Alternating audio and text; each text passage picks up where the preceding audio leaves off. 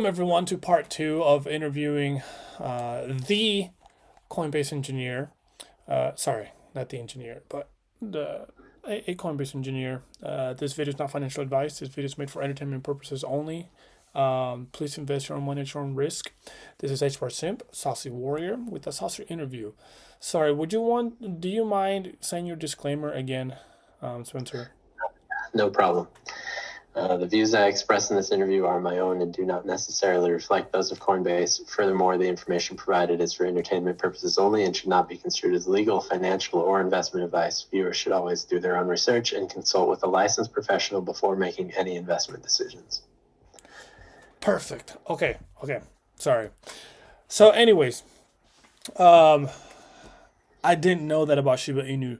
So there were people that were millionaires, and because of their ignorant, it's not even like their fault that they didn't research at least what they opened. That really sucks. Yeah, Shiba Inu, I mean, it got to be where Shiba Inu users got like a reputation among the engineers, which was like, oh my gosh, another Shiba user reaching out to try to recover their funds, like they have no idea what they're doing and they're just the biggest noobs. I don't know. So yeah, it was just a funny time to be in the company. I can't imagine watching my portfolio go from 1,000 or a couple hundreds all the way to like 1 million and not being able to cash out, and then watch it drop back to 500,000, and then watch it drop back to 200,000, 100,000, and 70,000. Oh, sorry, I don't mean to laugh. I'm so sorry. I would, But it if I is was in that, funny. if I was in that situation, I would just laugh. I would laugh it out because I'm like, there's nothing I can do, man. You know. And there's a lesson to it too, I think, which is like, uh, there's like the crypto enthusiasts a lot of time are also the crypto snobs, and they'll turn their nose up at something like Shiba Inu, which was a knockoff meme coin. It was a Doge 2.0, based on, the very same dog, and just kind of trying to run the Doge scheme again. And crypto snobs were all like, no, like this is pointless. But some of the total like outsiders just threw in, some money, and then boom, they made out great. Man. So, okay. I don't know if you taken a quick minute and done some research for yourself on some of the great projects in the Hedera ecosystem. There's some great projects, and they wanted me to ask, not the project managers, by the way, but the project investors, people that bought those tokens. Some of them have amazing. I'm not just talking about potential because they're already up and running. They're getting use cases. One of them is actually you're part of it right now. So we're doing a podcast, and I'm going to upload the video on Monday, Tuesday-ish, but tonight I will be uploading it on my Tune FM account. I don't know if you heard of them. It's Jam, the Jam token. So, and then what it is it's made for artists that they can be just starting up or just starting out, and they can just be low they just want to stay under the radar, but they want to make some money and record their talent. And if they can monetize it, they get paid in Jam. Anyone in any part of the world could listen to their music, and it's like 1 cent per minute, and then they could get paid in Jam. If the artist decides to make it free, that's up to him, which that's what I'm doing. I'm going to make this podcast free because I want everyone to get informed. I want them to get educated in this information. So that's one of the project. It's called Jam. I'm a big shill for Jam. Another project is H Bar Suite. I'm sure you've seen some of my videos. They want to replace smart contracts for smart nodes. And their DEX is about to go live, which I'm waiting for. I want to see it myself. I want to see it perform, see if it truly does come true. That's another project is Dovu, which they want to provide carbon credits. And it was one of the projects that got a shout out. Jam got a shout out in a congressional hearing, and so did Dovu. And Dovu, they'll give carbon credits for people that are, trying to go green and conserving the environment, and they will turn that into, they will monetize it for helping out the environment staying green, which is that type of project to me is out of this world. Another one is Head Starter. So they're asking, what would it take for any of those tokens to get listed on Coinbase? They are originated in HBAR in the Hedera ecosystem, but to me, the use cases, and also Galaxy, I am just watching every day to see if they finally publicly open up their app, because they are the first Twitter, like, what do you call the social media, crypto based, which is insane. And they're claiming that there's artists in them already, but they're test running it right now. It's not open to the public, so which is amazing. So I'm anticipating the minute Galaxy does go public on that app, the price will just skyrocket because there's already celebrities in them. And so these are utility tokens. These are utilities that, utility projects. They're not meme. They're not just, hey, let's have fun. Let's collect these tokens because, I don't know, people might remember it later. No, these tokens will be used. So let's say I do another interview. The person that shilled Jam to me was actually my buddy, who's the top developer in Hedera, Ken Anderson. And I wasn't a fan of infinite supply tokens until he explained to me after the interview. We stayed a bit and we talked for like 40 minutes. And then he's like, nah, man, you're missing out. Like, you need to understand the use of NFTs. I'm like, because after he explained it, I asked him, like, explain to me some more. See, NFTs, NFTs Yes. very well. The uses of it, I'm assuming you do. But Yes. what he was saying, NFTs, I can give you permission if I was an artist, so you can listen to my song on Friday from 3 to 4 p.m. and that's it. I'm like, what? And then after he explained it to me during the interview, I was like, can you explain to me some more? So these are tokens that will have use cases and utility with their NFTs. So I'm like, holy crap. So they're asking, what would it take for them to get listed in Coinbase? Or I don't know if they're trying not to make too much noise to not get listed into Coinbase, which is what I'm assuming, but I have no clue. But they just wanted me to ask. Would they ever? Yeah. What do you think? Let's see. So, as far as like the specific projects, I think Coinbase looks at how the minting protocol works for each token that it considers listing. Yeah. So that will need to be sound and not too beneficial to the founders, meaning that, they mint a bunch of jam for themselves up front, so much so, that it's not fair. I see. Beyond that, I think that it's mostly a question of, well, the token issuer can apply to Coinbase through the Coinbase Asset Hub. I think it's called Coinbase Asset Hub. And they can, try to get their token moved forward in the process of getting listed on Coinbase. We'll look at things like trading volume and liquidity and user interest. And this will tell us, like, can we have solid order books on our platform? We don't want shallow order books where, you put in $1,000 order at $1, and because you're buying $1,000 worth, like, the price goes up to $1.50, and your order filled at an average price of $1.25, even though the price that you put it in at was $1. So that would be like a really shallow order book, and that's not the kind of product that Coinbase wants to offer. We want to offer a product where it has deep order books, and you put in $1,000 buy at $1, and you get it at $1. Got it. So Yeah, it so yeah, wouldn't. Yeah, liquidity, trading volume, user interest, and then is it trustworthy based on how it's minted? I can tell you. I can tell you right now. These. So okay, I'm a huge shield for Hedera, and I've looked at other ecosystems. Bitcoin's too slow.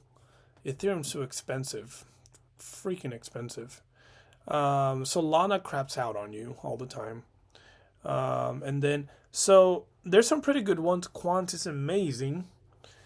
The one that really caught my attention, and it was Ken who talked to me about it.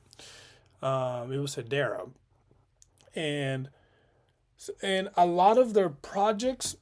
So their curator, I would say, it's Head Starter. Head Starter, it's probably I would consider it to be the Dow Jones of the Hedera ecosystem.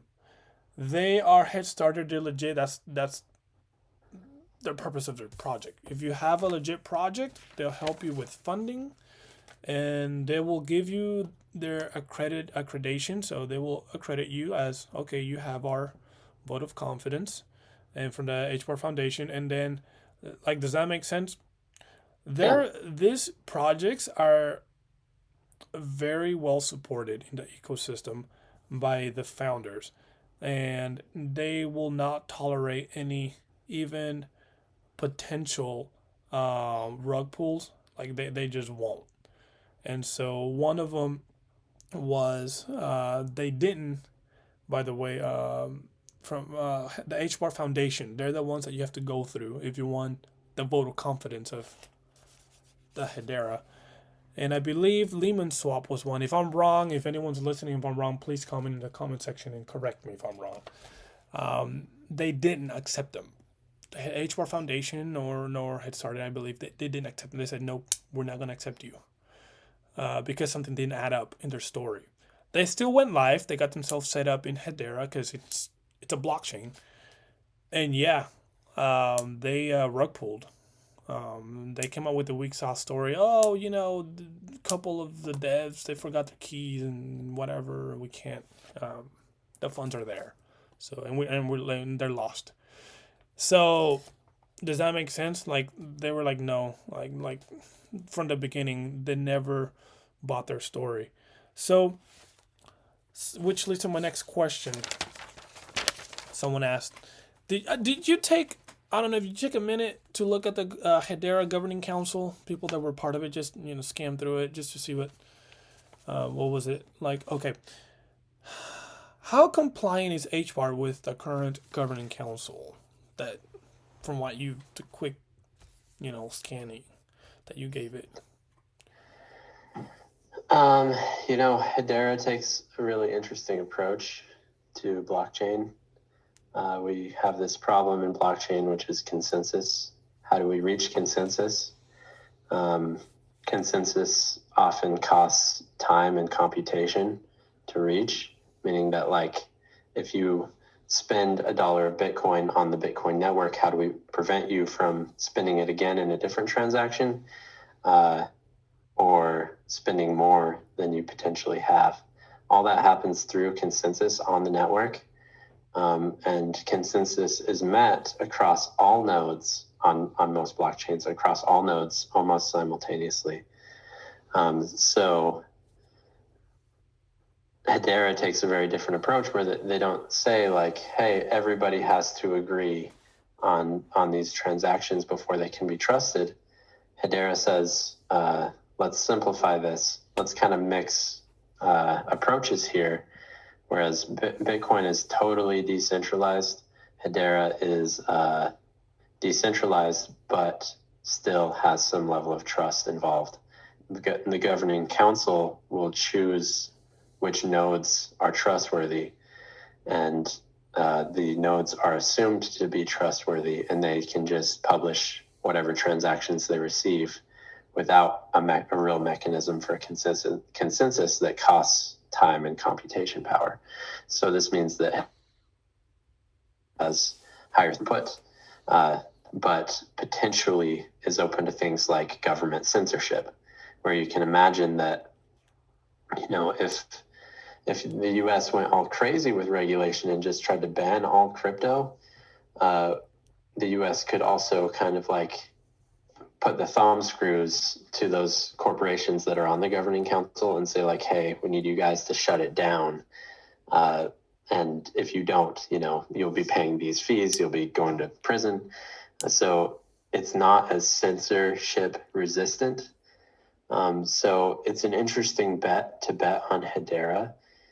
It's a little bit of like a crypto outsider bet, because like the crypto snobs, the crypto natives, a lot of them look at Hedera and they say like, no, this goes against some of the founding principles that Bitcoin was all about.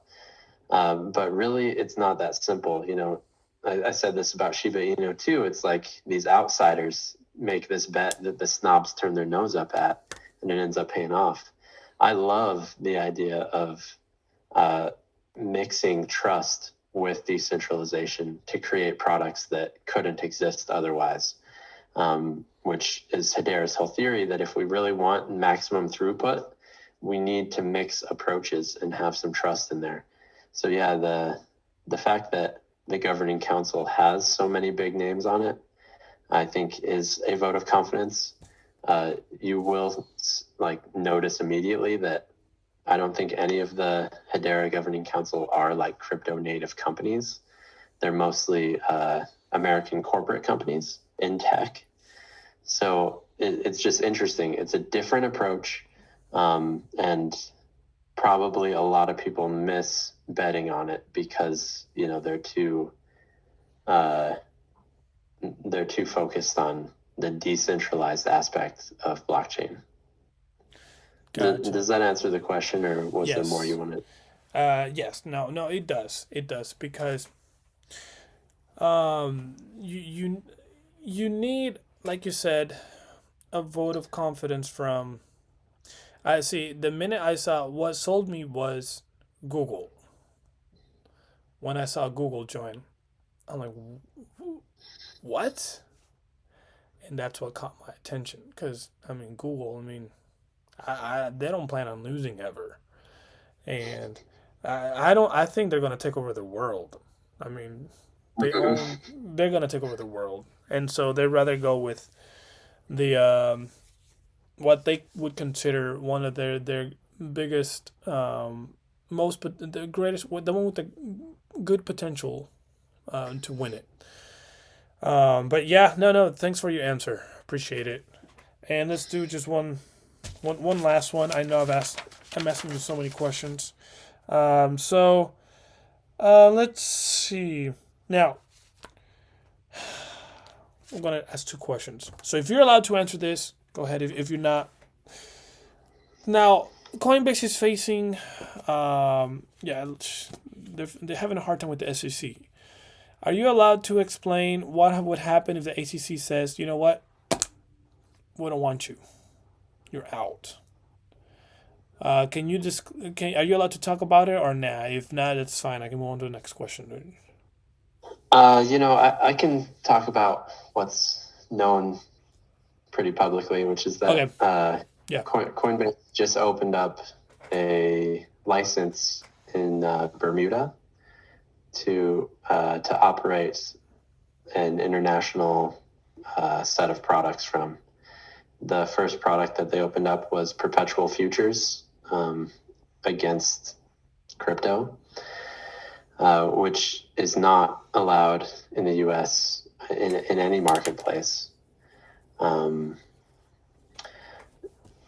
I guess there are ways to do perpetual futures in decentralized apps, but I don't know of any specific margin product that is like an all-in-one margin betting product.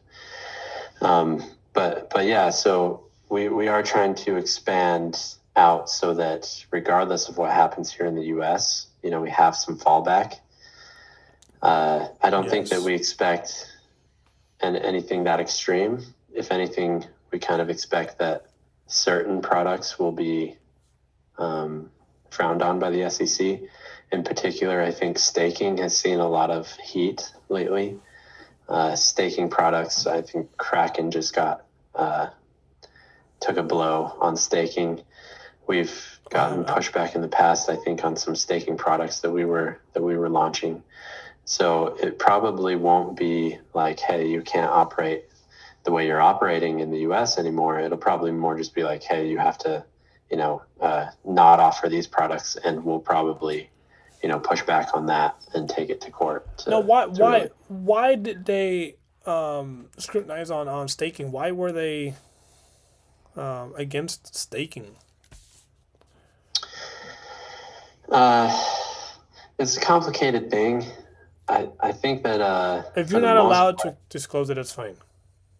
no, I think for the most part, it kind of goes back to the Howey test, which is like a method for determining if something is a security or merely an asset. And in the case of Kraken, they were offering staking that was kind of like behind their own layer of financial investment. So you were kind of investing your money into really Kraken, and then Kraken would stake it, but maybe they would take a small percentage of it and also just invest it elsewhere for you. And that was a little bit much Okay. for the SEC because it was like, more like some sort of investment contract that fits more closely with the Howey test.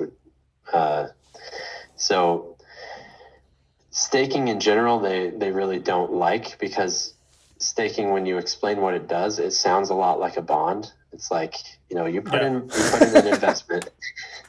It may have a lockup period. You accrue rewards over time, and then after the lockup period, you can get your principal back.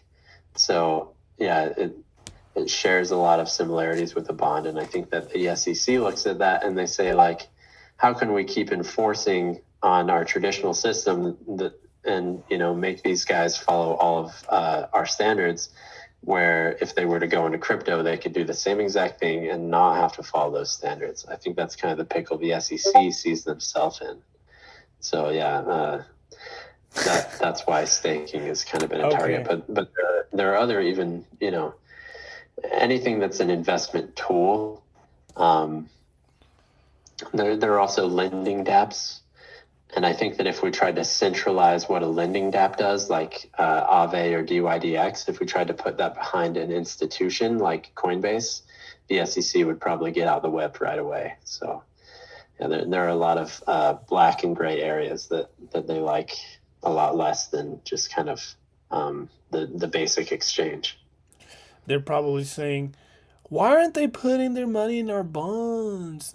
Why are they getting their staking? This darn Coinbase cryptoers stealing our money, nation's money. That's Yeah. sorry. That's all I'm hearing. Which makes sense. it's it's like the bratty bully. It says, "Hey, where's my lunch money?" What? Why are you giving your lunch money to that bully, man? I'm a better bully than him. Yeah. No, I'm just kidding. You guys aren't bullies. They're saying that guy, and then the kid just answers to the bully. I'm giving him my lunch money because he's not a bully, man. You are. Sorry. Anyways, There's an ad campaign that Coinbase put out a couple months ago. It's called Update the System.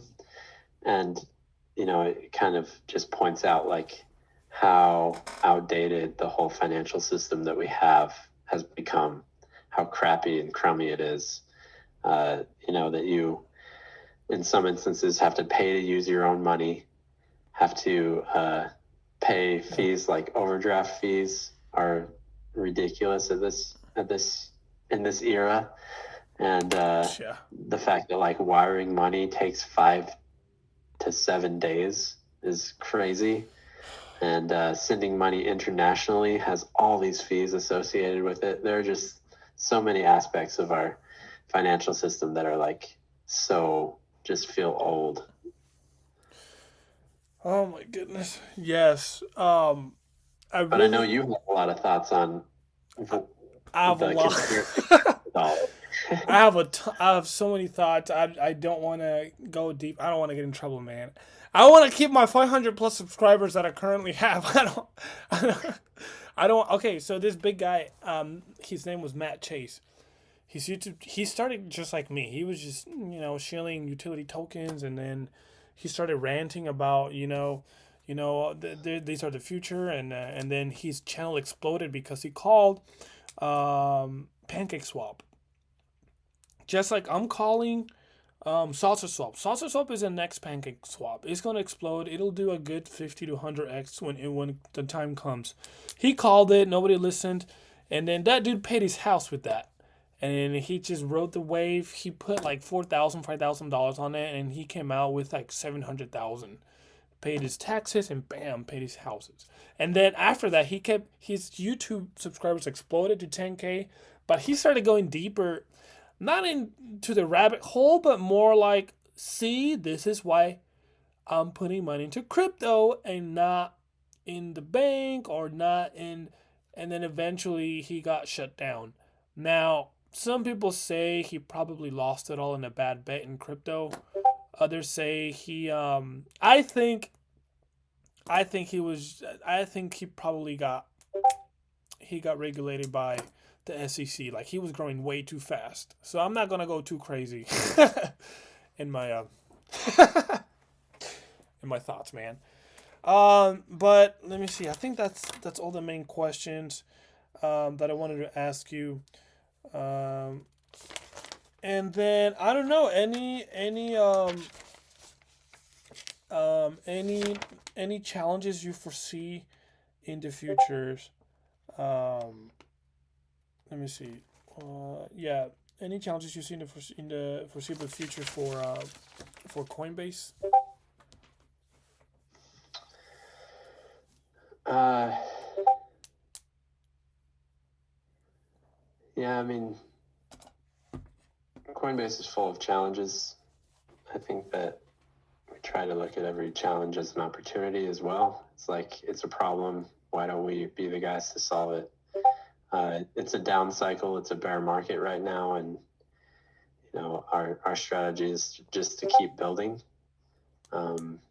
I think that utility tokens are awesome because there's also kind of like a sense of community around a lot of these utility tokens. Yeah, And if there are projects out there that just kind of make you want to stick around a little bit, like there's probably something to that. That's probably like the type of project that you should be looking out for and have a lot of interest in. So yeah, I'm just gonna try to keep building and keep having fun with crypto and keep an eye on what's out there and what's new and what's interesting. Yeah, there are a lot of amazing ideas being built right now, and everybody's talking about AI. It's like the latest buzzword. It sucks yeah, up all the air in the room, and if you say that your company's integrating AI, your stock price jumps. So yeah. I think that Except before too Facebook. long, what's that? Except Facebook. I mean Meta. Yeah, right. Uh, I think that before too long, people will start to see the cracks in AI. Right now, it's kind of people don't really understand it. The same thing happens with crypto. It goes crazy for a while, and then you just say blockchain, and your stock price jumps.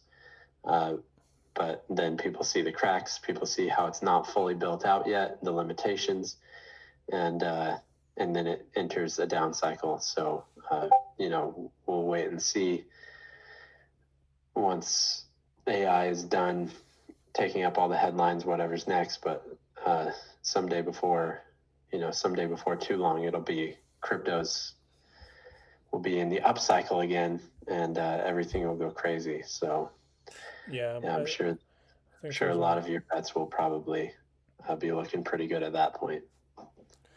Yeah, I was thinking about. I don't know if worse comes to worse. I want, Coinbase. Uh, I think I don't even know if I can recommend, but if I could give Mr. Coinbase a tip, I would do as Binance did, because doesn't Binance have two separate apps, like one for international regular Binance and one Binance US, right? Hmm. So I think that's why Binance did it that way. Is that? Well, oh, I don't know. That's what I thought.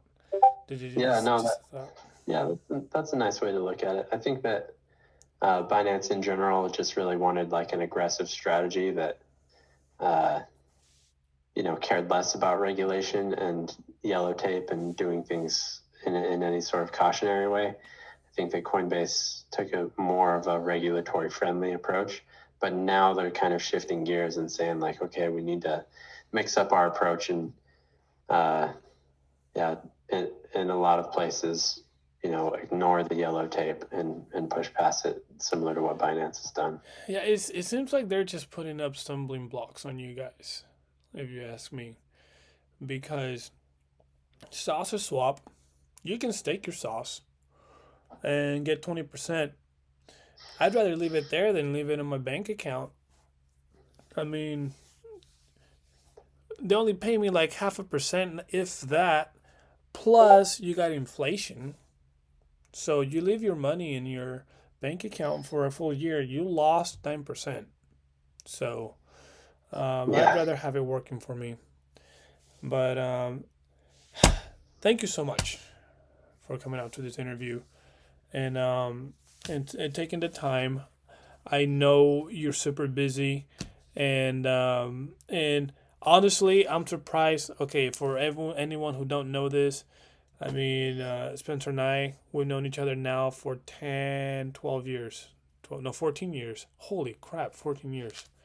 And so, and no, it's great. Watch, I'm gonna share this on my Facebook and watch how our buddies just go, "What the heck? What? Oh, look, gallegos interviewing stock. yeah, Like, what's going on here?" it'll be great. Hey, thank you so much. Any last words you want to say? Anything you want to share with the viewers?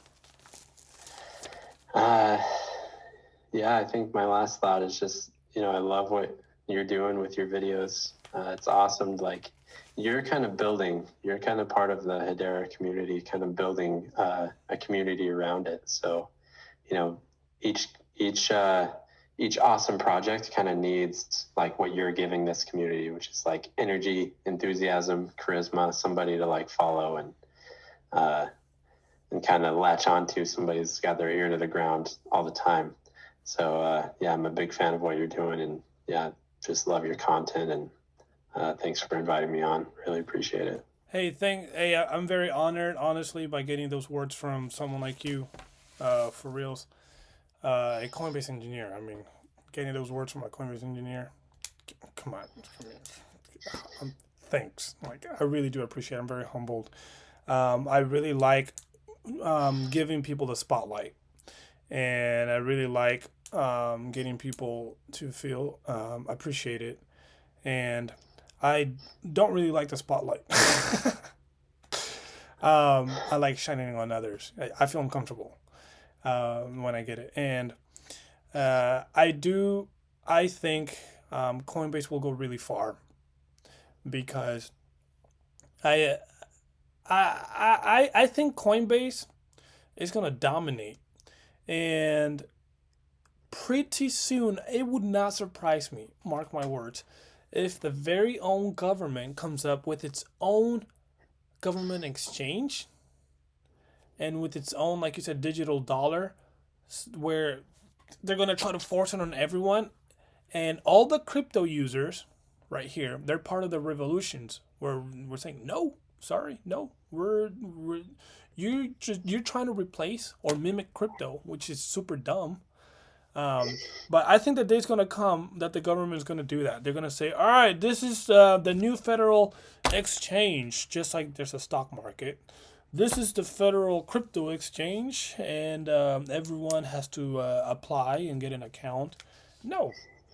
What? No, I think everyone's still gonna, you know, yeah, they're gonna use their agency to say no. And I think Coinbase is gonna get a huge market share from their what was it from the Bermudas that they created? What was it? Yeah, yeah, it's a license in Bermuda.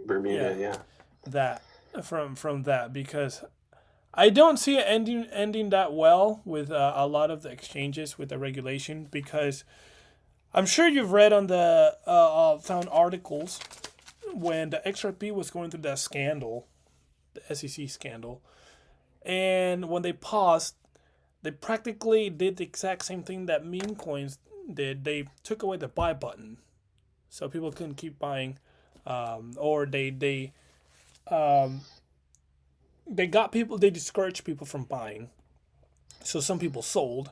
It was on purpose. But then I found this article where SEC members bought XRP. It's like WTF? What? Like you guys are you kidding me? yep. I'm like, you guys are loading up on XRP, and so that's all I'm gonna say. I'm not gonna cite the source. I'm crazy. I'm just a conspiracy theory. So, but anyways, thank you, Spencer, for coming out to my humble channel, my little channel, and Hedera Hashcraft will rule the world. Remember that. I strongly believe so. And remember, guys, this video, none of this is financial advice. This is made for entertainment purposes only. This is only made for entertainment purposes only. Invest your money at your own risk.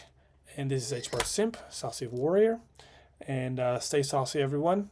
And thanks for coming. Hold on. Don't leave, okay? I'm gonna stop the record. Goodbye, everyone. Okay, hold on.